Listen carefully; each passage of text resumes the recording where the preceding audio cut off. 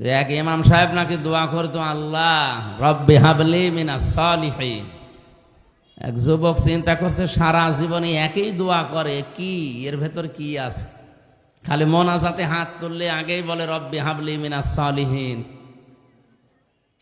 ডাক দিয়ে একদিন বলছে, হুজুর এ দোয়া তো সারা জীবন পড়ছেন, দোয়ার মানে কি? আমি জানি না। জানেন না মানে? সারা জীবন একই দোয়া পড়েন, মানে জানেন না? হ্যাঁ আমি জানি না। এক আলেমের কাছে জিজ্ঞাসা করছে, আমার ইমাম সাহেব প্রতিদিন একই দোয়া পড়ে, দোয়ার মানে কি? ইমাম বলছে, এটা শুধু দোয়া না, এটা কোরআনের আয়াত।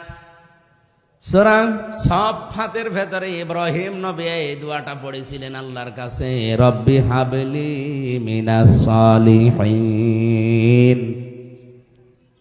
হে আল্লাহ, তুমি আমাকে একটা নেককার সন্তান দান করো।